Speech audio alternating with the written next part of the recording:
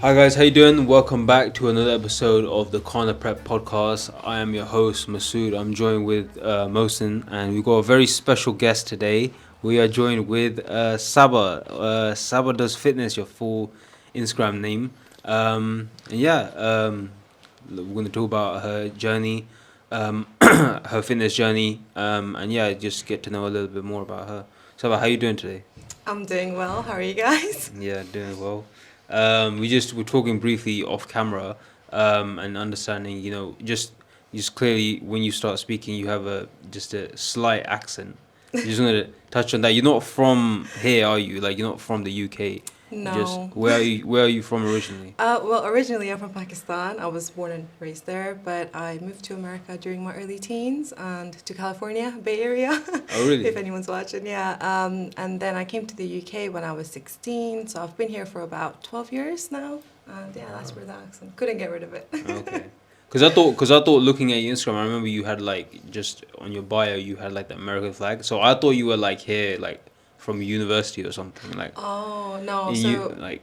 no, my parents were basically growing up. My parents were divorced, so my dad lives in Okay. America and mom was in Pakistan.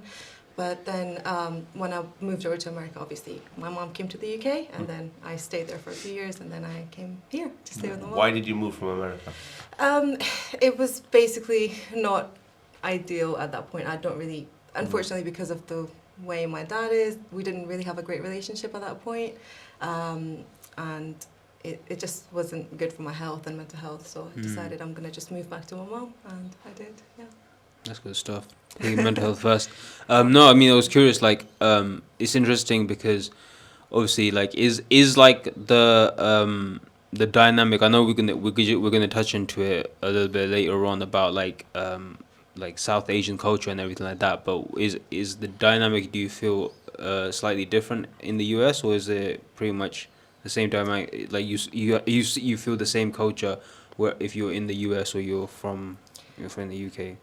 Culture-wise, I would say it's pretty similar. I mean, the area where I grew up was basically the Bay Area, but the only thing is I grew up around a lot of different like people from different countries, basically. Yeah. There was like Muslims from every country, every nationality, and that was the nice part of it because the Muslim community in the Bay Area and the US is very tight-knit.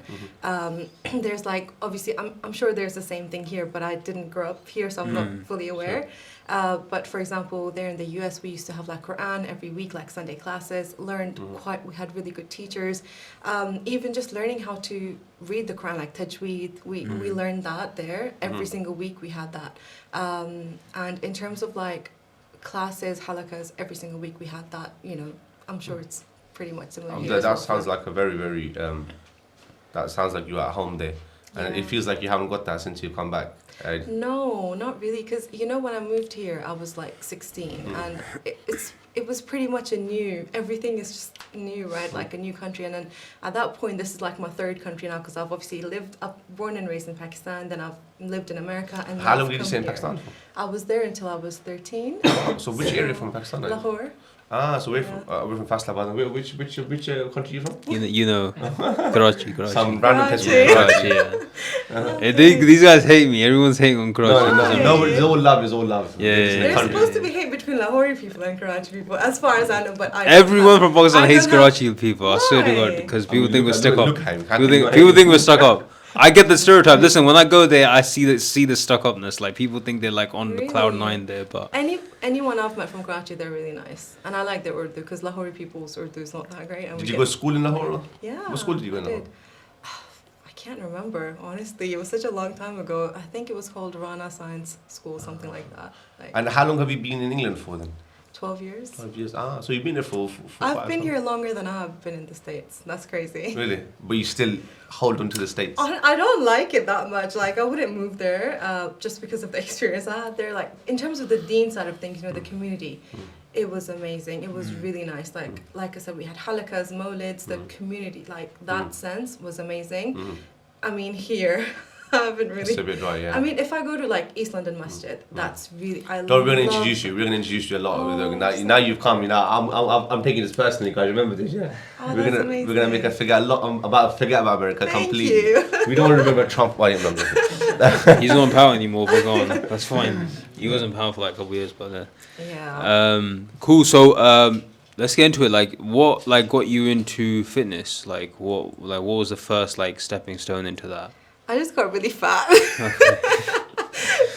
To be really straight, I just literally one day I looked at myself. I was like, "What is?" Because I've never been a chubby kid. Like I've always been like a healthy size, and obviously going through everything in life, like we all have our struggles and traumas and everything. And when I moved from the US to here, again, it was a really everything was different. I was trying to settle in, and I didn't really look after myself. Like I would not I would just work and study, and it was just really go.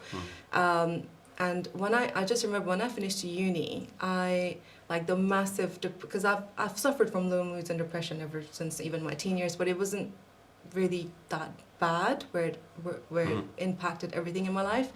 But I remember finishing uni, and you have that stage where you're like, okay, what do I do now? And I guess your mind has some free time at that point to deal with things that maybe you haven't dealt with in the past. And I just got hit with a really bad depressive episode at that point. So I developed an eating disorder. I was just not moving. I was just literally like at that point, I just got into like an account because I did accounting and finance. So I just got into my career, and I remember I would just come home and just get in bed and just eat. Like there was something wrong, obviously. You're comfort eating. Yeah, I was comfort eating. Like literally, I would get those those crisps, the whole bag. Yeah. Oh my god! And I would just sit there and eat. Yeah. And my mom would, because my mom's a single mom, and she's pretty much been there for me like her whole life. And bless her, like she would come into my room and she would see the state of me, but she didn't want to like push me, because sometimes her like, what's wrong with you, just get up. She was never like that. She was very understanding, but I would just I just ate, because I guess I was trying to like comfort myself from something that I didn't know what it was, but I just knew I'm really not in a good place. And I think it was a few months of that, and I started gaining a lot of weight. And at that point my mom would obviously make subtle comments like, Saba, like, you're gaining weight, better like be healthy, like come on, don't eat that much junk, because she would, because she's like, maybe that's what's leading it. And I didn't listen, because I was like, oh, why are you body shaming me, Mom? It was really, I was coming from that, I just felt attacked. But in her right, she was absolutely right, because being obviously obese and big is not healthy. Like I am all for body positivity, I love myself, but at the same time I can, I can acknowledge that I need to improve myself just for my health. And even in our deen, like this body is, an entrustment from Allah, like we have to look after it. Yeah. But anyway, so that led on the eating disorders and everything, and that is, I think I gained like 20 to 30 kg. Wow. Yeah. In a few months. Between like 6 months to like a year. Yeah. Oh wow. Okay. Yeah. So I used to be like 65 kg, I think, and I was like 95. Wow. Yeah. So you can imagine. And I just felt, when you're obviously overweight, if you've ever been in that situation, you just don't feel good. Of course, your mental health is going to get even worse. Yeah. And I just couldn't literally, I would stand for like 5 minutes and my knees would start hurting, because of course I'm carrying so much weight around. I couldn't, and when it really hit me was when I couldn't pray standing up. And I'm at that point, I think I'm 28 now. I think this is 3 years ago now at the start of it. So I was 25, and I'm a 25-year-old, and I went to the masjid, and there was aunties, and like there's like seats, not seats but chairs. And I literally was like, oh gosh, I might have to use this. And that's when things you see these signs. The signs are there. They're telling you. Yeah. Yeah, and I was like, this is not good. Like I can't even go into sajda without like knee pain and like aches. And I think that was towards the end of 2019. And then I was like, and then there's this Gymshark 66 challenge that they used to do. And it was like, you're just going to build a habit. It takes, like, according to science, it takes 66 days to build a good sustainable habit. And I was like, okay, let me give it a try. Because at that point, I weighed myself and I was scared, like 95 kg. And at that point, I had other signs, like hormonal imbalances. There was like other signs like hair fall, hair growth on like my face, depression, anxiety. My cycle wasn't proper, like wasn't happening properly. But anyway, so there was all these like things that happened in the female body that weren't happening with me as per, you know, it should. And again, those are warning signs. And at that point, I was like, okay, let me like try and like go to the gym. Let me just do something. And that's really what started it off. And that was the beginning of 2020. And obviously in March, COVID happened. So I had my struggles. But I would say that is literally the beginning of 2020 was when I was like, okay. So it's very recent. Yeah. Very recent. Yeah. Because So- before I was that, oh, I'm sorry, I'm cutting you off. No, go for it. I mean, so 2020 when you started, Yeah. what does that journey look like? So was it from that gym, that 66 gym? Yeah. So what did you start with? Which habit did you start with? Weight training straight Okay. away, because I basically, even before that, when I was piling on the weight, I tried going to the gym, but I would just do like an hour on the elliptical, and it would just make me so hungry, so I would go home and eat like a big plate of food, which is Compensate not for I it. think that's a standard practice when people are first losing weight. They just Yeah. jump on the elliptical because it's like the least stressful machine to go on. Exactly. I Yeah. was just like, It's a start, though, It's isn't the it? least It's a start. intimidating. Yeah, it's a start. I mean, it's a It's the start. one that you go in the gym and you always see like 55 people just going on it. You know, why not? Yeah, Why not? exactly. You see like 9-year-old men going, and I'm like, yeah, that's mad, bro. But you like going on it as well. It's good for the joints. I still go on it to warm up till this day. I Fair do my enough. warm up on that because it's really easy on your joints. It doesn't place too much stress. But yeah, especially, and then at that point, you know, you look like me and we live in, there's not a lot of Asian people in our area. So I was the only brown person who's wearing a hijab, who's a woman, who's really big. Of course, I was like really insecure, you know, and that was my starting point. And I guess because I didn't enjoy it, I could never be consistent. Because you know they say it doesn't have to be weight training. Even if you enjoy running, Yeah. whatever it is, swimming or whatever way there is that you can move your body, just do it. You don't have to go down a specific you know thing. Just do what you enjoy so that you can be consistent with it. Yeah. And that I was just like falling. I was like, okay, cardio, let me just do that. But I was never consistent. And then I did some research, and then I was like, okay, you know what, weightlifting looks fun because I mentioned about my knee pain, and whenever I would go to the doctor, he just said, "Oh, just lose weight. You're too fat." I was like, "Okay, but what can I do? Like, I Yeah. can't walk. It hurts. Like, what do I do?" Yeah. And then they referred me to a physio. And the physio just basically showed me some strength training exercises. And I was like, oh, okay, so if I do weightlifting, sort of like strength training, what does that do? And he was like, yeah, it strengthens your muscles and it supports your joints. So if it's the knee joint, obviously, if you've got pain, that means there's weaknesses in the muscles of, you know, your quads or your hamstrings or your glutes, like there's weakness somewhere. And if you can actually build a good foundation, then your joints actually have that extra support.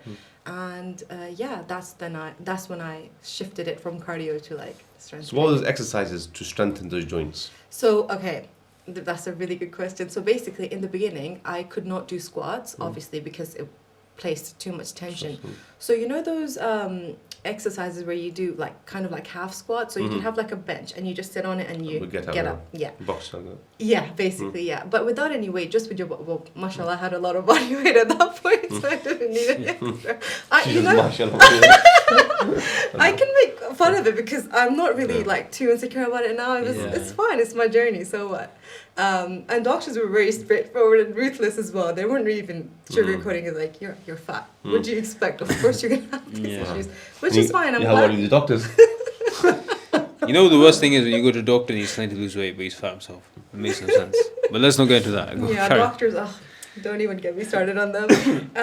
But yeah, so it was, so box squats or like, you know, those even wall sits you could do, that's quite easy because you're supported like from your back. And then leg press really helped me because again, you can put like 5 kg on there and you can just like do higher reps. And then leg extensions helped as well, again, just to like, just for the quads. And then hip thrusts or like, there's another name for it, but hip thrusts basically, because again, in that exercise, it's just hip extension, you're not using your knee.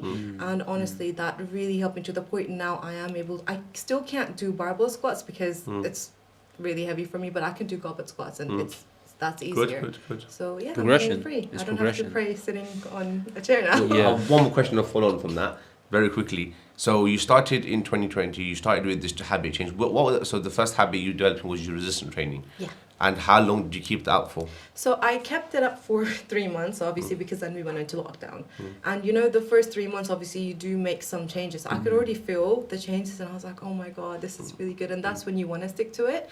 I was like going 3-4 times a week, sometimes even 5 days a week, because I was really enjoying it. Because you can see the progression. With cardio, okay, you lose weight, but you lose everything. You lose your muscle, you don't really retain your body shape and that strength. But with weight training, I was obviously packing on muscle, and you can just see your body recomposition. You can see your body shape changing. You feel better, and even my mental health. Honestly, like now, I always tell people that I started the gym to lose the fat or to lose the weight, but now, whatever, like, it's literally my mental health that makes me go now, because I've started seeing the improvements that it actually did for my depression and anxiety, which the doctors were just prescribing me with antidepressants, because at one stage it got really, really bad, where I didn't really have good thoughts. I didn't want to be in the world anymore. Like, it was really bad. And at that point, obviously, our faith keeps us going, because you can't go down that route, because you're going to ruin your life in this world and in the next in the next world. But when I did go to the GP, they just said, yeah, just take antidepressants. So I was like, okay, is there any other way around it? Is there anything else I can do? Because I didn't want to be reliant on a medication to help me feel better. Because then you're going to be reliant on that, and then you're going to have to up the dose. And at one point, there isn't a higher dose. So they said, actually, half an hour exercise releases the same chemicals in your brain that these antidepressants will. So oh really? Yeah. So which one? I mean, I think there's a lot of listeners probably that are going to end up listening to this that's going to resonate with, and I think a lot of people who do have, especially with the COVID, and I think they're reading some statistics that there's a lot of young people from ages from 14, 16 to like 20s in this school. They all went into depression because of COVID, whatnot. Yeah. What advice would you give to them? That how did training help with with depression and anxiety? Yeah. And what are these hormones that antidepressants will release? Not obviously medically, whatever advice people need to get, they can get. We're not giving people medical advice here. Yeah. But how does it actually help with your mental health? I think the main thing the main chemical name I can remember is endorphins. Yeah. There's a few other ones as well. I'm sorry, I can't remember No problem. those. But the main one is endorphins, which is basically the feel-good chemical, which is mainly, and serotonin. Serotonin is the one, basically, when your mind is really depressed, that's what it's depleted in, because it's not producing that properly, basically. Something's going wrong somewhere. And yeah, those are the main two chemicals I can remember. But that's the thing, like, anytime you go, even if you go out for a run or if you go out for a walk, you'll feel better. You will feel better. Like, if you move your body, because it's science, like, for people who believe in just plain science, that is science. Like, for example, if you put your hand over like a burning flame, you're going to burn yourself. That's science. That's a scientific reaction that happens. Same thing with exercise. If you go and exercise, you get your heart rate up, you get those, your brain, your body that like sends that signal to your brain to release those chemicals, and in turn then that makes you feel good. Like just before you go to the gym, sometimes you'll feel like, I don't want to go. Have you ever felt the same after a workout? I don't. Yeah. It's like after you go, because in the beginning you're like, because you're still trying to build that habit. But once you've had a session, even if it's for like half an hour, when you come out of it, I guarantee you're feeling better. Yeah, and that was literally 100%. the same for me. I mean, for anyone who's listening, struggling with your mental health, I'm not putting down medication. Of course, it's a very viable, way of getting treatment. But I would say at least try to explore all your other options. There's also those aspect of nutrition. I was eating junk. Depression comes from inflammation in the brain, right? How does depression happen? Obviously, there's a chemical imbalance, but inherently, it's because there's inflammation inside your brain. How does that happen? It's also our diet. If we're feeding ourselves junk, and that's what I was doing, literally eating just junk foods and chocolates and this and that. I wasn't eating fruits. I wasn't even drinking water. I wasn't even drinking, like, hydrating myself. Our brain's mostly made of water. Our bodies are made of water. Was it like a drastic change from when you started changing up your diet? How drastic was that change? It was honestly like you would come in my room and my room would be a mess, okay? And when I tell you, I was basically on the brink. I was suicidal. It was really bad for me. Trust me. Like, I don't know what it was. My mother, honestly, that I was like, okay, this is a bit like graphic, but I would imagine, like, if my mother walks in on my dead body, how would she feel? And that's how bad the state of my mind was. And I used to think, okay, no, if I do something bad to myself, like like, obviously because of my faith as well, that is the only thing. If I wasn't Muslim, I don't think I would have still been here today, because that's how bad the depression was. It was from that to like, I mean, literally coming home, staying in bed, crying, and you just feel numb. You don't even know why you're crying at that point. It was really, really bad. Like, I would not wish that upon anyone, because it's not a good state. You can't even, like, on the weekends, it sounds really disgusting, but I wouldn't even get out of bed. I would only get out of bed to use the toilet, and that's it. I would not even wash my face. Like, everything goes out the window, like everything, because you don't have, it's really, if you haven't been through it, I can't, like, you wouldn't be able to relate if you've had that experience yourself, but it feels like there's just like a massive like mountain on you, and it's like everything in your body's like telling you, okay, just get up, or move, but you can't. Like, it's just it's bad. But from that to like I am where I am now, it is not just from exercise. Obviously there's other aspects like praying and getting closer to God, but then there is that aspect of lifestyle. Like, what are you like, you're not exercising, you're not eating well, you're not hydrating, there's all these things, and there's also deficiencies, especially for us in the UK. A lot of us are deficient in vitamin D, which also impacts on that. So there's loads of aspects. Do you take supplements? Yes, I do. Because as soon as you said vitamin D, I'm assuming you take vitamin D3 or something. I do, yeah. What supplements do you take? Basically, currently... So I'm assuming if you go into your kitchen, there's going to be a whole supplement box. Basically, before it used to be like that, where I had like multiple supplements.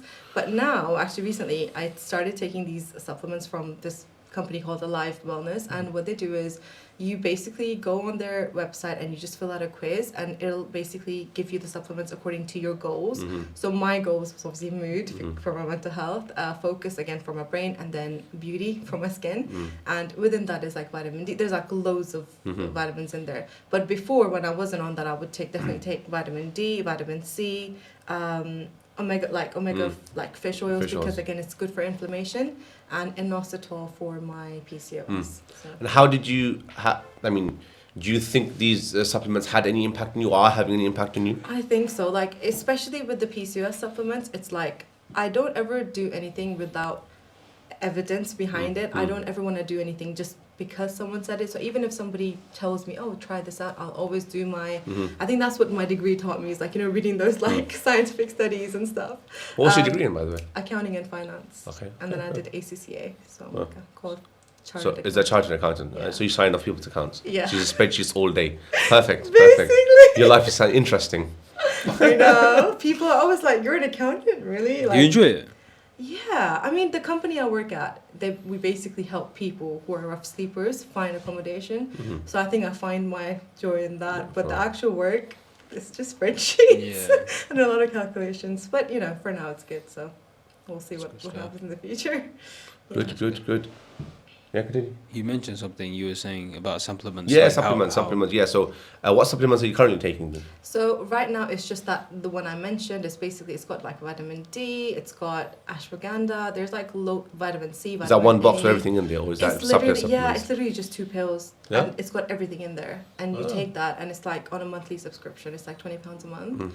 And it literally like has everything in there that you need. But before that, like I said, I was taking vitamin D. It was like loads of different things. Sure. But you know how you said like, do they help? So in terms of, again, because I'm doing everything, if I was just taking the supplements but not working out and not eating well, then I could tell, okay, maybe, but because I'm doing everything together. It's a holistic picture, it all pays applies, isn't it? Exactly. Like if you were just to, for example, take the supplements and still eat bad, you're not going to see a difference. There's no magic pill. There's no magic pill. Exactly. Yeah, you have to do everything together. What's your opinion on like super greens? Like, people that just can't be bothered to eat vegetables, they just take super greens. I've never taken that, to be honest. I like my vegetables. I like broccoli. I like Brussels sprouts, because I'm just not a picky eater. Like, I like my vegetables. But I've seen some people take that. I don't know. I haven't done any research into it, because I think whatever you can get from your natural like foods, you should do that. The only supplements, like in terms of food supplements, I take is just protein powder or protein bars. But that's also just to supplement my normal. That's not my main diet. That's literally like on the side. If I need to hit my protein goal, then I'll eat like a bar or something. But that's not like my main. Like I don't have like meal replacements or anything like that. So I remember when I started losing weight, I was probably a similar situation situation. Actually, just hearing your story rings home to me as well because similar situation, exactly the same. So I remember when my first meal that I had the day I decided to lose weight was so like drastic. I guess the question I was trying to ask is, what was that drastic meal from the time that you stopped eating junk food? What was the next meal after that when you decided, I'm definitely gonna lose weight? Because my one was like, lettuce wraps. Bro, I hated them. It was disgusting. I don't know Lettuce why. wraps? Lettuce wraps with chicken and corn in them. Like, this is disgusting. But I needed to eat it because I wanted to get that discipline going straight away. And I wasn't eating for the taste. So I just completely just ate it because I was like, I have to eat For it. your health. Yeah. Exactly. So what was that for you? What was that meal? That first healthy meal after all the bad junk food that you were eating? Porridge. Just plain porridge. Yeah. That's not that bad. I mean, that's serious, bro. From eating jacket or whatever you were eating before going to porridge is, you know what I mean? I wasn't Big even drop. having breakfast. I would in the morning, I would have a chocolate bar. So from that to Wow. porridge was, Every day. You don't understand. Have you guys seen those Cadbury, those 2-pound big Yeah, bars? of course. I would eat that in one sitting. It's understandable they're buying. You know what I mean? Oh, obviously that. In terms of I don't know if that's a person question or not, but you got to a certain weight. How much have you cut back from there now? When you look at me, you think a lot, but it's actually not that much. I'm still at 88 kg. I'm still not at my goal because my goal is maybe 79 to 80 kilos. But I'm still not where I want to be. But alhamdulillah, I'm already it's only 6-7 kgs difference. Yeah. It fluctuates still sometimes, but it's only that much difference because again, when I started, then COVID happened, and then you're still trying to build that habit. So there's so many things that happen in between. But yeah, it's only 7 kgs, I would say the maximum. And I've still got a long way to go. But even just losing that much is just. Big thing. Yeah. It's a big thing. I'm feeling a lot better. I don't know if you feel it as well. I think you're trying to touch on that as well because I remember when I went down from 110 to 97. Oh, wow. But that was a drastic one. But the bigger recomposition I did was from 97 to 92.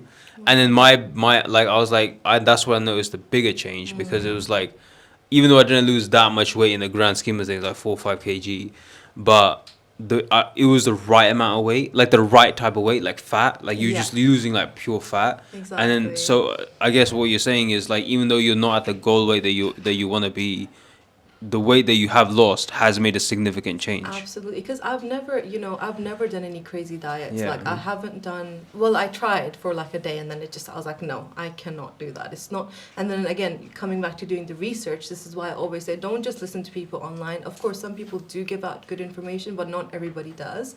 And that's where you have that responsibility to yourself to do your own research and look into things. And yeah, when I looked into for example, with my condition, everybody was yeah, just cut out carbs, just go keto. And I'm can I do this for the rest of my life? Can I live without roti? I love my roti. Yeah. Roti's I was life, man. can I do that without the rest? Because of our culture, our lifestyle, we have that, and it's healthy. We make it with brown flour, and it's okay. It's slow releasing carbs. And I was my mindset was, if I can't do it for the rest of my life, then I'm not going to do it now. There's no point making a change if you're not going to stick to it. It has to be a your lifestyle lifelong- change. Yeah, it has to be your lifestyle change. I think that's key. I think they say in terms of when it comes to anything really, Yeah. especially fitness, the main thing that you're looking for is a behavioural change. So there's no such thing. I was reading a study recently that was saying people who are likely to go into fitness or training and are going for a diet mindset, the one day you're going to have to come off that diet and you're going to just stack everything back again. Exactly. But when you go from a diet to a behavioural change, you're never coming off the behavior. You've just made lifestyle changes. So you're eating, you understand your food from, okay, am I going to have, for example, white carbs versus whole grain? Or, am I going to have, high volume food versus low volume food? I've got 2 foods to eat. So a person who I think sticks to a habit, they never really take out any foods. They just change habits and behavior. Exactly. And that's the key to change it. I mean, I've lost close to about 26 kilos and I'm still losing. And the biggest thing has been, even though when I hit a plateau, I'm never gaining weight. Yeah. So yeah. that's when you hit a plateau. It's just sometimes you hit a plateau, you Yeah. think, forget this, and just go back eating again. Yeah. But the main thing is I know I've got enough behavioural changes in my day, I can go on holiday for 2-3 weeks. I can go up and off for 2-3 weeks. I know at maximum my body weight is going to fluctuate by 2 kilos. Yeah. You're going to have some extra carbs, you're going to have some water, your body's weight going to go up. A week, 2 later, you're going to be back on normal weight. I've not had to do 6 kilo difference, 8 kilo difference. Exactly. But it's about the behavior change. I think for me, it's a lot being about changing. For example, these guys think I'm crazy. I'm going to make sure I get my 10,000 steps in every single day. That's amazing. I can't do it. I don't. My lifestyle doesn't. Most of my lifestyle is sitting on tables, chairs all day long. So you have if to I don't move, move, so sometimes this is a podcast. I'm lucky. I'm sitting. If there was a meeting, I'd be walking up and down the room, walking up and down this length, walking up down that length. You got to do what you got to do. You have to do the things that you have to do, and that is really inspiring. I think another question I'd like to ask you, and I think probably a lot of people, you very, very rarely in this podcast, I don't think we're going to have a Muslim, female that wears a hijab that's sitting here talking about fitness. I mean, I think that's a very rare combination to see, in itself. So I think the question I'm trying to ask is there is a big taboo around the concept of Muslim women, for example, training in gyms, training in mixed environments, whatnot. What would you say to, let's say, the Muslim woman or anybody watching this, really? Because I think you've said things that are beneficial for everybody. But you being a female, wearing a hijab, being a Muslim, or Asian for that matter, how do you tackle this? How do you deal with this? So firstly, obviously, my journey is very public and people can comment. And in the beginning, I did receive a lot of hate comments. People called me kafir. People said, you're not a Muslim, you're just a shame to Islam because you are in a gym. Why are you in a gym? You're just like flexing there for men. And I was like, okay, what? Like, at first I used to like engage with it because of course it upsets you. Why are you calling me kafir? Like, you're really, question. That's the worst thing you can call a Muslim. But then obviously I did my research and I came across this video from Mufti Menk actually, and plenty of other scholars, and funny you say Mufti Menk right now because he's getting slayed right now publicly. Yeah, is he? Unfortunately. Why? Unfortunately. Why? But that's beside the topic. You gotta drop that nose saying what? It's funny she said that. She goes that people are slaying her, and then she mentions I watched it for Mufti Menk, and he's having the same thing done to him right now. Too bad. But obviously, and there's like lots of other like avenues. I asked one of my teachers in America, like I'm still on good terms with her. But one thing I remember her saying is that in Islam, men and women are created. If it was supposed to be just men, Allah would have just created men. So obviously women are there. At the time of the Prophet ﷺ, women used to fight in wars. Women were there at the forefront. The other day I was listening to a lecture where it was again talking about women in Islam and the history. And I never knew this because again we're not really taught that side, but the first ever minister of finance was a woman appointed by Umar ibn Khattab. Yes. So it's all these things that you see. And what does that mean? So she had to be out and about in the market. She had to deal with men and women. And of course within Islam we have our boundaries, right? It doesn't mean you can't speak to the opposite gender. It means you have to have certain mannerisms and boundaries. And if you know that you're going to cross them, yes, then that's wrong. But if you're literally being respectful, you're aware of your boundaries and you know, okay, what are your limits within the confinements of Islam? What's wrong with that? I think that's a very profound point you mentioned there about the boundaries. So I think the next question I'd generally ask, and I think this is, I could say here, talk about it, but as a guy talking about this, it makes zero impact. From a female's perspective, how do you allow people to understand or reconcile between going to a gym, and I think for most people would be modesty, right? How do you balance the two things together? Yeah. How do you go to a gym, and how do you balance modesty? I guess some people will argue, well, some gyms will have female sections, but how do you deal with that issue? So for me, in the area I live in, unfortunately, there aren't no female-only gyms. Previously, when I did live in an area closer to a female gym, I would go, but again, there's like just cardio machines. There's no like weights, because of the stereotype that women don't weight train. But currently at the gym I am now, it's mixed. But again, it's just like if you go to the store, how do you maintain? Nobody asks that. For example, if a woman is out doing grocery shopping, nobody asks, how do you stay modest, sister, when you're going to do groceries for your kids? Nobody asks that, right? Why should it be different from from the gym where literally everyone is there to better themselves? Maybe you'll get some creeps who's there.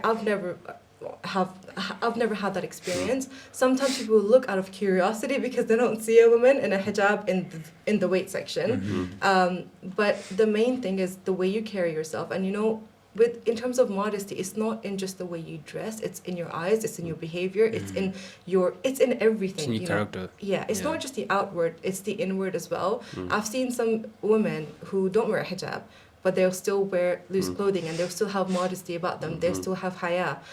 But then I've seen the other side of it as well. So it's not just that. And I think personally, I'm still on that journey. I know I'm not perfect, but I try my best, you know, for me, the biggest lifesaver is if you're a woman, especially in like my type of like sized body, because you know, we always see hijabis like they're really petite, and they can get away with everything, but unfortunately if you're plus size, you can't really get away with anything. You have to really put in a lot of effort to hide the shape of your body. For me, I just literally used to buy 3 size larger than I am, just to like maintain that. Try your best, you know, you're covered up, you're wearing a hijab, you know, you're covered well. That's the most you can do. If someone's gonna be a creep, they're going to look at you regardless. They're answerable for that. That says more about them than you. Exactly. I think one thing very important I want to put a clarification for the listeners here as well is a lot of people might, because you gave an example here, for example, if you're a woman to a grocery and a gym, and I think a lot of people might question that, well, you know, grocery is a necessity. And I just want to clarify this point publicly, and I might get shot down for this, which is that training fitness is also a necessity for a lot of people. Exactly. Like you mentioned, for example, you know, you were in a situation of depression, anxiety. Now that is a problem. You just can't physically see it. Exactly. And like you said, for example, you know, you were on the verge of being suicidal. You know, there were issues there that were inherently, you know, causing you down. And if this is a form of you coming out and be able to fix yourself, that no, you can't put value to that. Exactly. And so for those people who will turn around and say, well, you know, that's not a necessity. You don't need to be doing that. Yeah. I think I would straight up just say, look, you cannot argue that, because a health, even Islamic, even from a religious perspective, you put a lot of value is given to health. In fact, there's a very famous saying of the Prophet that 5 before 5, and one of them is health before you're ill.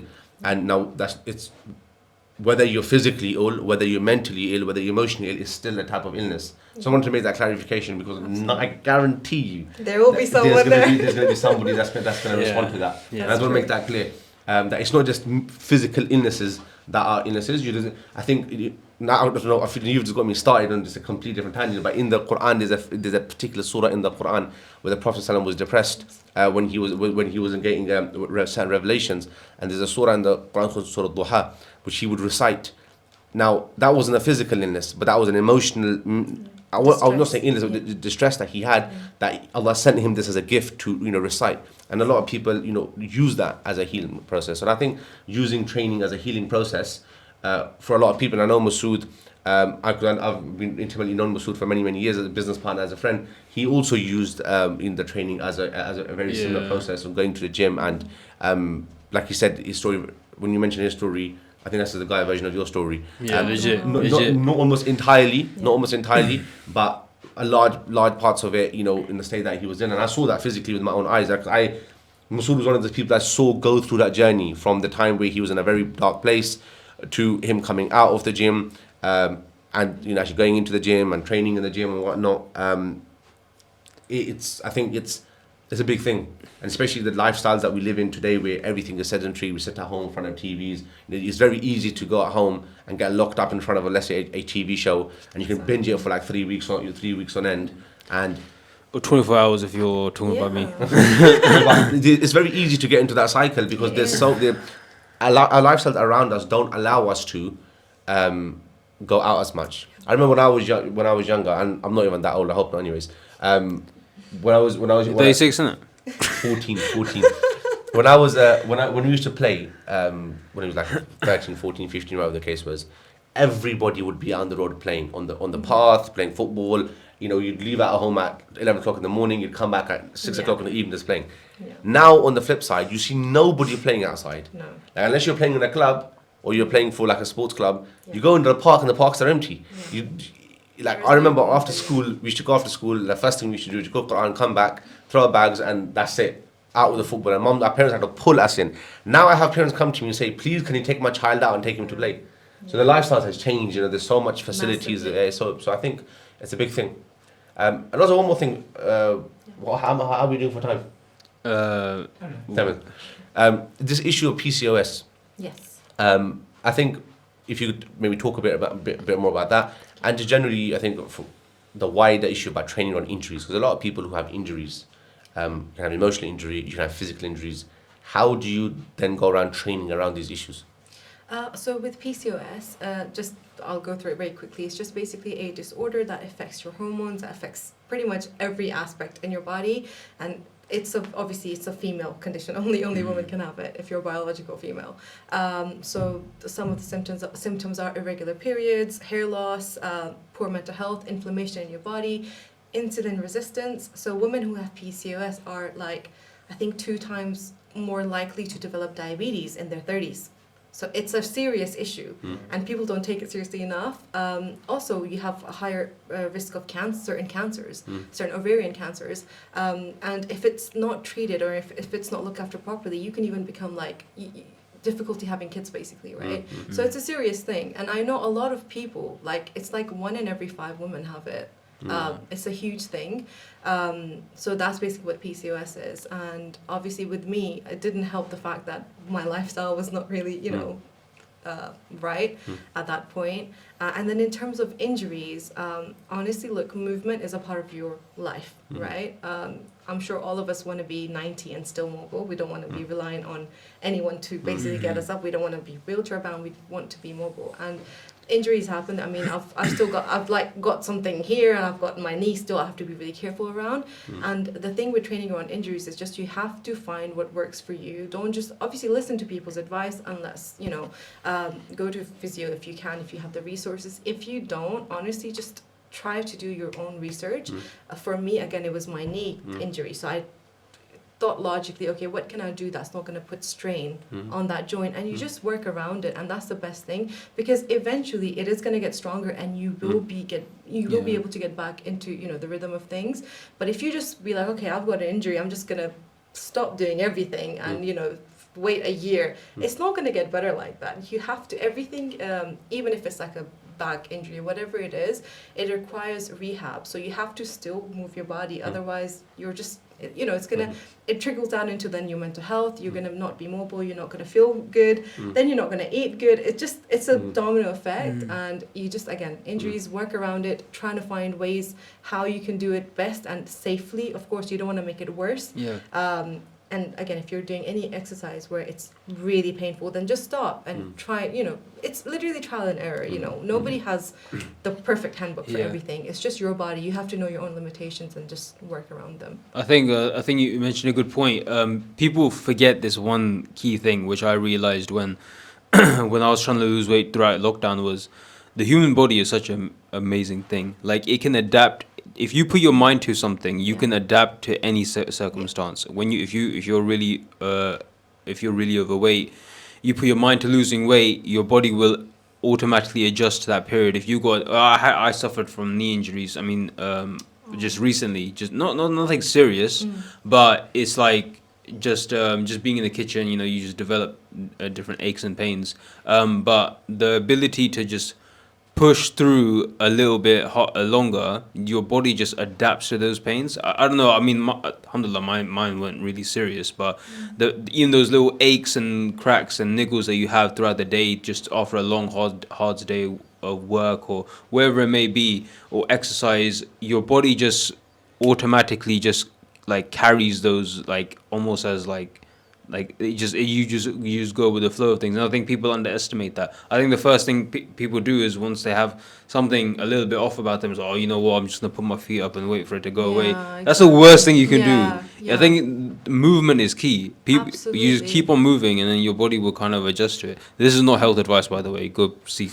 doctors. You know what I mean? I think that to balance that is also important to know when your body needs the rest. Yeah. I think there's a fine line between training and overtraining. Like, for example, like I said, I've been doing steps for God knows how long, and the last few days, last week, I can feel my legs. I mean, I haven't missed a step for about a year, and just over a year now, a single day of steps.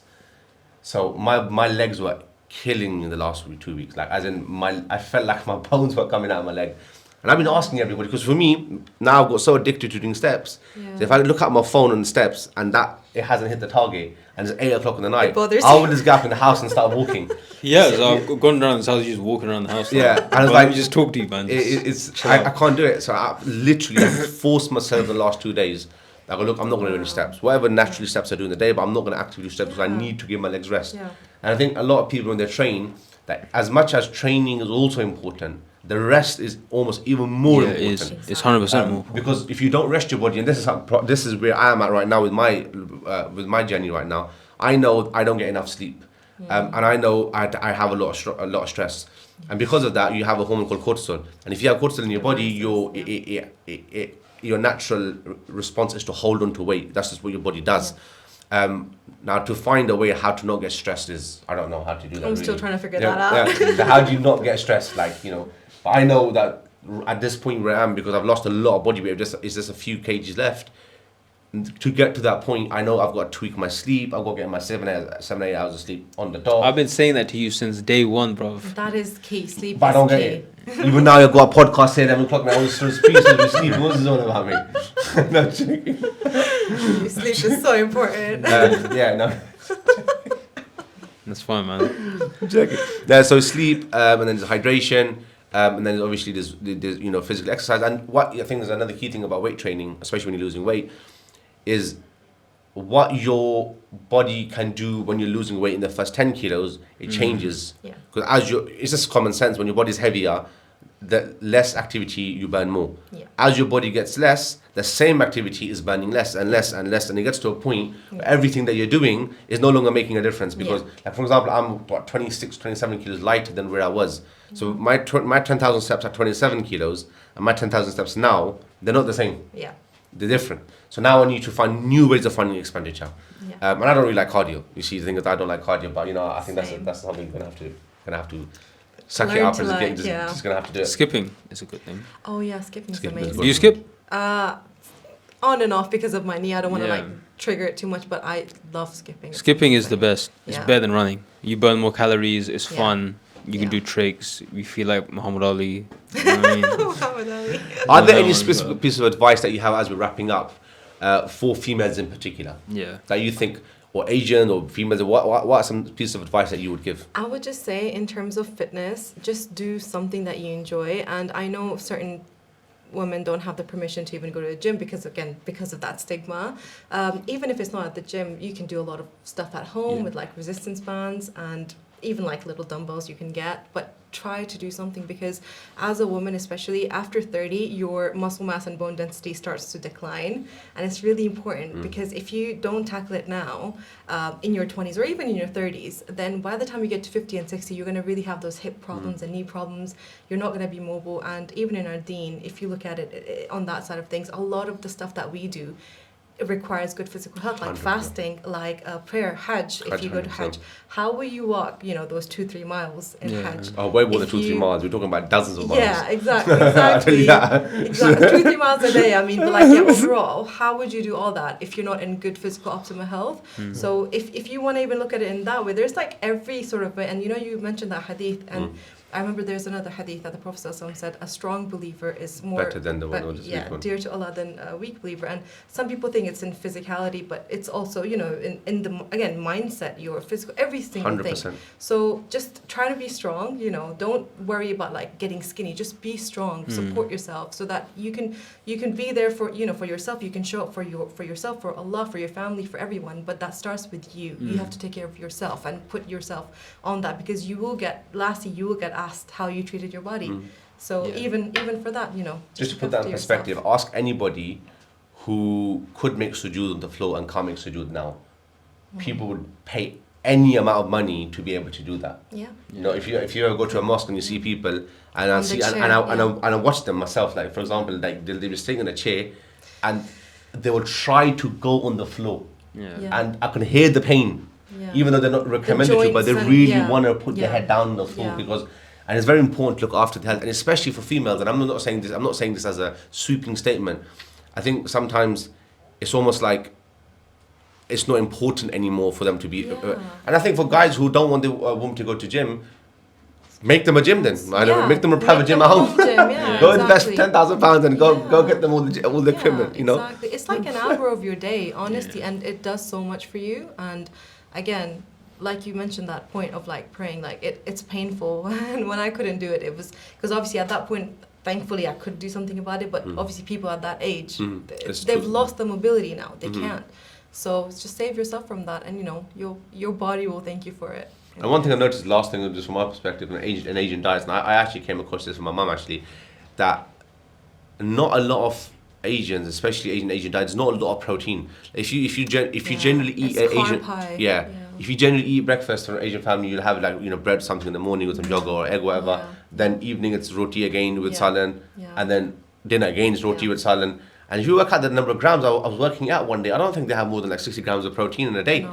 And an average female is probably needs at least 100, probably double that. Yeah. 120 grams minimum. Guys maybe 180, 100, 200 grams And protein. that's if you're not training. That's if you're not training. Yeah. So like, so many of our Asian households don't understand the importance of protein, because it's like your car MOT. Your body, you have general wear and tear. Where's your body gonna get that fuel from to repair the body? So I think just generally educating the Asian community about the importance of just eating protein, and just eating. That's where the meal prep comes in. Yeah. I mean, yeah, we talk about meat. I forgot we were talking about khana prep. To be honest. Yeah, that's where that comes in. Do you know how khana prep came about? I always say this at the end of every single podcast that we do. It actually came out because of our personal journey. Yeah. We were actually. I was wanting to lose weight. MASOOD was in a similar position. I was like, look, I'm not eating boiled rice every day. It's not happening. I'm not eating boiled rice. I can't do it. No. I know some people do. Every time I was speaking, Boiled rice, boiled chicken. boiled rice, boiled chicken, broccoli. I'm like, nah, it's not happening. No. I can't do it. So I was like to MASOOD, look, how about this? Why don't we make our own meal? Why don't we make our own meals?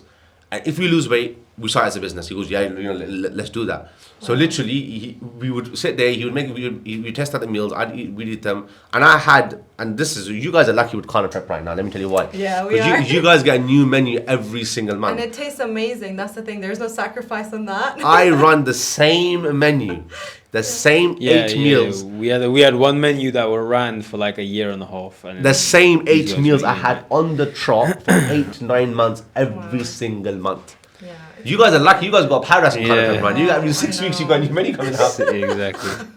Alhamdulillah. Cool. Shall we wrap up? Yeah. Cool. Any closing remarks from your perspective? No, I think we covered a lot. Yeah. So you Thank definitely for weren't having me anxious. here.